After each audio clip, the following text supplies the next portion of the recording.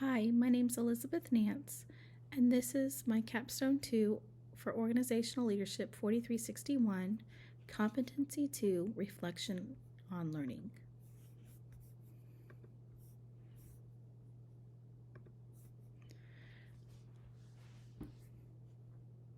As I look back on my journey at the beginning of the Organizational Leadership Applied Major coursework, I believe I initially identified as a laissez-faire type leader. Initially, I lacked clear direction for my students and struggled with organization. Because I have a more laid-back personality, I regrettably wasn't fully engaged with everyone as I should have been. Growing up, I observed very autocratic leadership, where unquestioning obedience was the norm. I knew I didn't want to lead that way and was determined not to replicate that approach. However, once I began to study the material from the Organizational Leadership Program, I realized that I had swung too far in the opposite direction. I realized I was only performing the manager role rather than acting like a leader. As I completed each course, I learned the importance of listening and engaging with my team.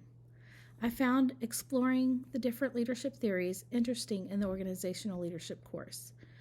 I've always heard that he or she is a born leader and assumed that leadership was something you had or you didn't. It's nice to know that leadership is learnable.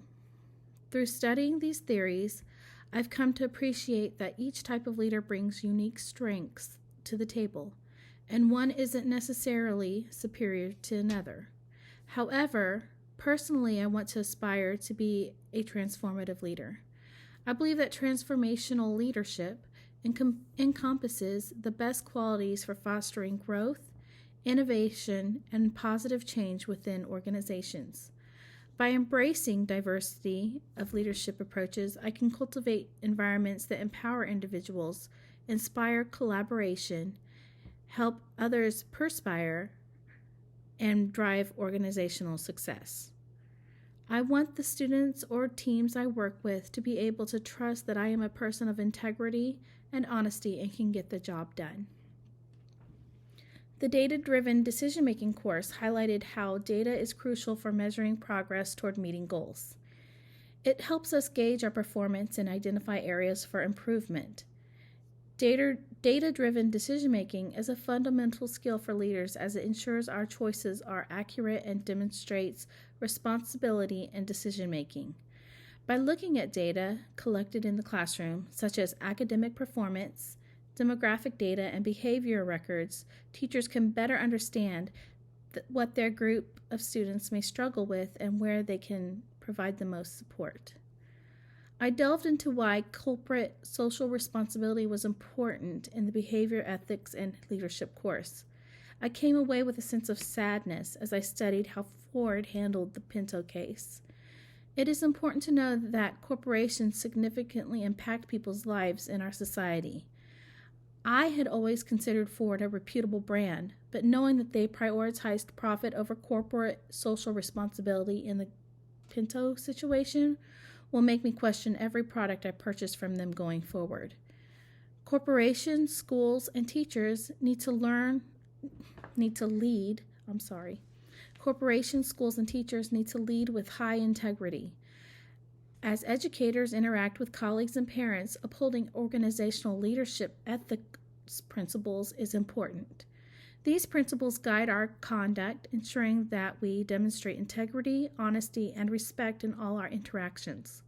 By adhering to ethical standards such as transparency, fairness, and accountability, we not only foster trust but also set a positive example for our students and the community at large. Furthermore, integrating ethical considerations into our decision-making processes promotes a culture of ethical leadership where integrity and ethical behavior are prioritized in all aspects of our educator roles. The leadership theory course taught me the importance of exploring an organization's strengths, weaknesses, opportunities, and threats. By identifying potential problems in a classroom, I will be better able to tailor my strategies for effectively managing difficult situations. Ineffective procedures and routines can hinder student engagement and motivation. When students become monotonous and do not align, when routines become monotonous and do not align with student learning styles and preferences, it can lead to disengagement, lack of participation, and diminished learning outcomes.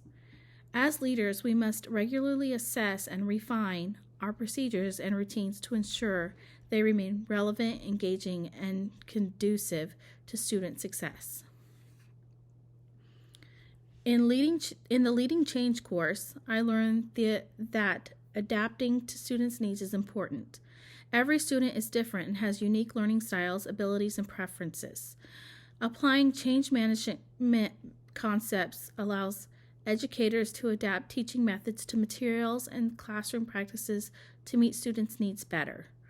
Change management helps teachers effectively incorporate technological tools into the classroom to help with teaching strategies. In addition, change management can help teachers assess and refine their teaching practices based on feedback, research, and emerging practices. It helps teachers navigate the curriculum and ensure methods remain current and relevant. It helps to promote innovation and creativity to explore new approaches and ideas to enhance the learning experience for all students.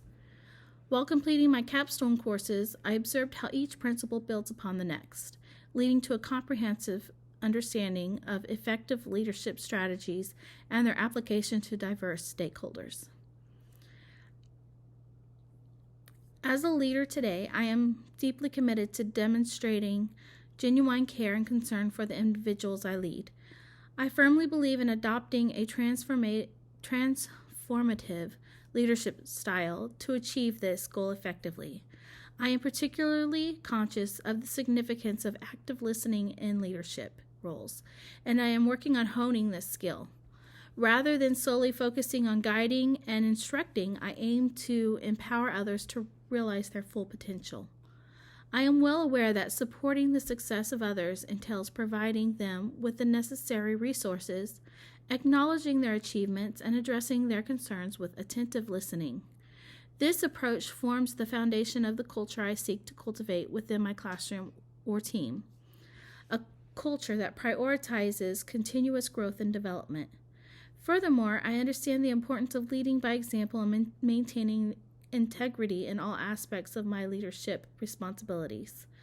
I want to strive to uphold ethical standards, transparency, and accountability to set a positive tone for others to follow. From here, I hope to apply the principles I have learned to my classroom by creating an inclusive and engaging environment where every student can thrive. I aspire to be a model of great leadership. I want my students to feel inspired to learn. By creating a positive and supportive learning environment, I hope to be more of a mentor than just an authority figure. My goal is to encourage my students to remain lifelong learners, where students are inspired to learn and grow, believing that every student has the potential to learn and achieve great things. I am committed to providing them with the tools and support they need to succeed. I want my classroom to be where students feel safe, respected, and challenged. I want to create excitement about learning, leaving them with a love of learning that will last a lifetime.